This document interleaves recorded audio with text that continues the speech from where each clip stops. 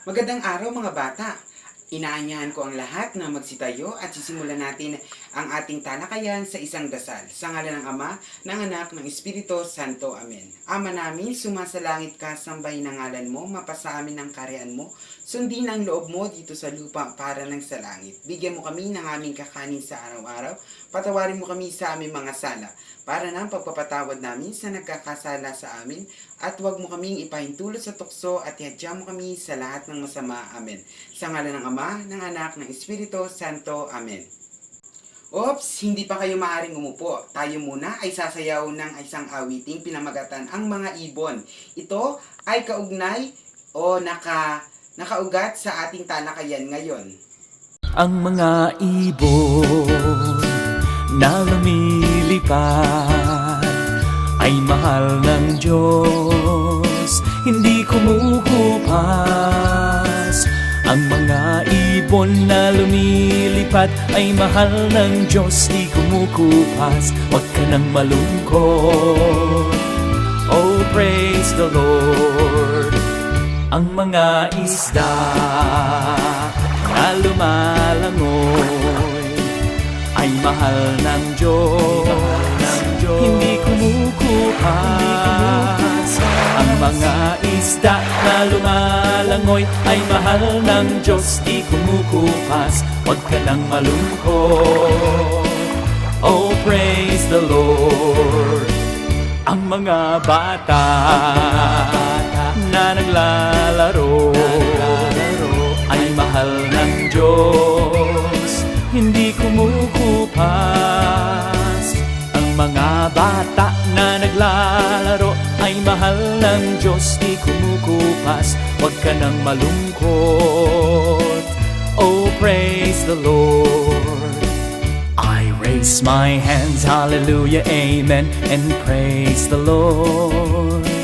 I raise my hands, hallelujah, amen, and praise the Lord.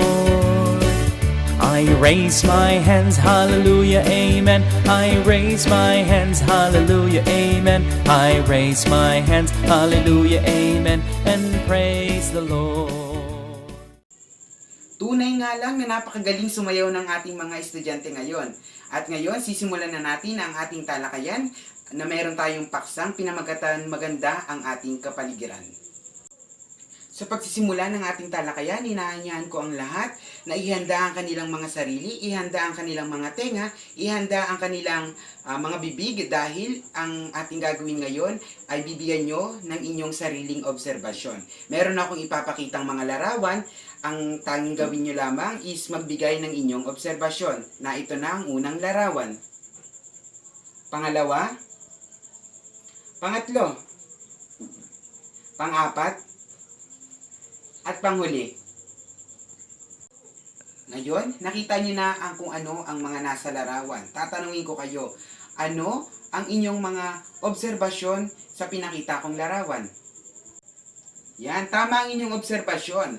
Sa aking mga pinakitang larawan, meron tayong makikita ang mga malinis na dagat, malinis na ilog, malinis na kabundukan, punong-puno ng berdeng mga puno. At meron din naman tayong makikitang larawan na napakaduming mga dagat, mga ilog, madumi ang hangin. Batay sa inyong nakitang larawan, sa palagay ninyo, saan kaya magandang manirahan? Tama yan. Dapat tayong manirahan sa maganda at malinis na kapaligiran sapagkat ang isip natin at ang ating mata ay nabubusog puro sa mga magagandang tanawin at ang ating puso at ang ating isip ay nakakapag-isip ng mabuti dahil mayroon tayong mga nakikitang maganda sa kapaligiran. Mga bata, ano kaya ang inyong pakiramdam kung ang ating kapaligiran ay maganda at maayos? Tama. Masaya sa pakiramdam na nakikita nating maayos at maganda ang ating tinitirhan sapagkat tayo mismo mga tao dapat binibigyan natin ng importansya ang ating mundong ginagalawan sapagkat tayo lang din naman ang mga gagawa upang mapaganda at mapalinis ang ating tinitirhan. Okay, di ba? Masaya nga kayo kung nakikita natin ang kapaligiran natin ay maganda, maayos. Ang tanong naman, nakikita niyo pa ba ang kapaligiran natin ngayon na maganda at maayos? Tama, meron pa rin tayo dito sa ating lugar na magaganda at malilinis. Pero, mas marami naman yung mga lugar na kitang-kita natin yung mga nasisira na, unti-unti nang nawawalan ng buhay, unti-unti nang dumidilim yung kanilang kapaligiran sapagkat tayo mga tao ay hindi natin binibigyan ng importansya at halaga kung ano yung binigay sa atin ng Diyos. Ikaw na estudyante ko, tatanungin kita, masaya ka ba sa nakikita mo ngayon? Kung hindi, parehas tayo ng nararamdaman. Miski ako, sa loob-loob ko, hindi ako masaya sa nakikita ko ngayon. Dahil patuloy nating dinudumihan, patuloy nating sinisira ang pinagkaloob sa ating biyaya ng Panginoon. Yun lamang yung pinakamagandang biyaya niyang pinagkaloob sa atin. Binigyan niya tayo ng tahanan, tapos tayong mga tao ay binabaliwala natin. Patuloy nating sinisira, patuloy nating dinudumihan ang kanyang mismong tahanan na pahiram lang sa atin. Alam niyo ba mga bata, kung itatanong niyo sa akin kung nalulungkot ba ang Diyos sa atin? Oo, nalulungkot siya sapagkat nangihinayang siya bilang tayong mga tao, bilang tayong mga tagapangalaga ng kanyang nilikha. Nangihinayang siya sapagkat tayong mga tao mismo ay hindi natin binibigyan ng importansya ang kanyang mga nilikha. Gayunpaman, meron din siyang konting awa na binibigay sa atin. Patuloy pa rin niya tayo binibigyan ng mga biyaya. At ganun pa man, marunong tayong ma-realize natin yung kanyang biyaya na kahit meron tayong mga ginagawang masama sa buhay, meron tayong mga pagdurungis na ginagawa sa ating kapaligiran, ay ang biyaya pa rin niya ay tuloy-tuloy ang bigay. Mga bata, inaanyahan ko kayo ngayon na magsitayo at magbigay tayo pugay sa salita ng Diyos. Genesis 1, verse 26 to 27. Pagkatapos, sinabi ng Diyos, ngayon, likain natin ang tao ayon sa ating larawan, ayon sa ating wangis. Sila ang mamamahala sa mga isda, sa mga ibon sa himpapawid, at sa lahat ng mga hayop, maging maamo o mailap, malaki o maliit. Nilalang ng Diyos ang tao ayon sa kanyang larawan. Sila'y kanyang nilalang na isang lalaki at isang babae. Base sa aking binasang salita ng Diyos, sino daw ang kawangis nating mga tao? Tama yan, ang kawangis nating mga tao ay ang Diyos. Ngunit, sino nga ba ang gumawa sa atin? Tama uli yan, ang gumawa sa atin ay ang Diyos mismo. Base sa aking binasang salita ng Diyos, ano nga bang ibig sabihin ng namamahala? Ang ibig sabihin ng namamahala is tagapangalaga o tagapag-ingat ng kanyang nilikha. Tayo mga tao ay isang tagapamahala, tagapag-ingat ng kanyang mga nilikha dito sa mundo. Ito pa ang isa kong tanong, ano kaya ang mga sinangkap sa atin ng Panginoon sa kanyang paggawa sa ating mga tao? Tama yan, sinangkapan niya tayo ng isip, lakas, karunungan at kakayahan sa lahat ng bagay upang magawa natin ang ating mga gawain sa pang-araw-araw. Di ba nga sinabi ko na sa inyo kanina, sa paggawa ng Diyos sa atin, sinangkapan niya tayo ng isip, karunungan, lakas at kakayahan sa lahat ng bagay. So, ang tanong naman is, ano kaya ang nais ng Diyos sa atin? Ito ang sagot, ang nais ng Diyos sa atin is maging mabuti, maging malinis ang ating kalooban sa lahat ng bagay, sa paggawa ng paggawa ng mabuti. Dapat maging malinis ang ating puso at isip. Sa pamamagitan nga ng ating pagbibigay galang sa mga nilikha ng Diyos, pinapakita rin natin na ginagalang natin ang Diyos sapagkat pinapahalagahan natin, iniingatan, inaalagaan natin ang kanyang nilikha at doon pa lamang binibigyan na natin siya ng halaga sa kanyang ginawa at pagbibigay nating salamat na kahit paano binigyan niya tayo ng ganong biyaya. Ito pa ang isa kong tanong mga bata, naglilinis ba kayo ng inyong sarili at naglilinis ba kayo ng ating kapaligiran? Tama yan, dapat maglinis kayo ng inyong sarili at ng ating kapaligiran sapagkat ito ay isang sagradong lugar na kung saan dito naninirahan ng ating Panginoon. Ito ay tinatawag na templo ng Panginoon nating Diyos sapagkat dito siya naninirahan. Kailangan dapat malinis, maaliwalas at maganda ang ating mga ginagawa sa buhay. Bago tayo dumako sa pagbubuod, meron akong ipapakita sa inyong video presentation. Ito ay isang taong nagbigay ng kanyang buhay sa pagmamahal sa kalikasan. Walang iba kundi si Saint Francis of Assisi.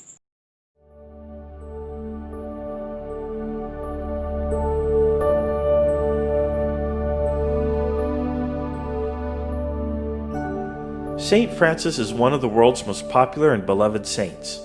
He is the patron of animals, merchants, and ecology.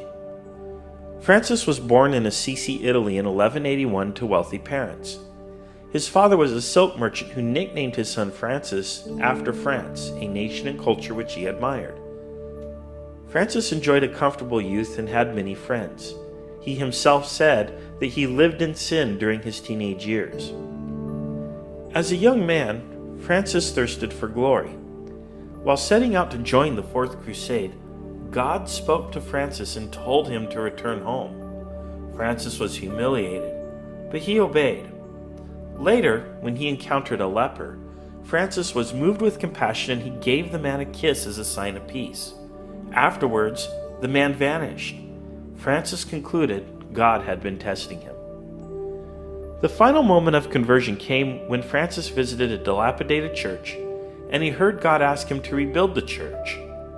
Francis assumed God wanted him to rebuild the church he was praying in, so he stole money and cloth from his father to do it.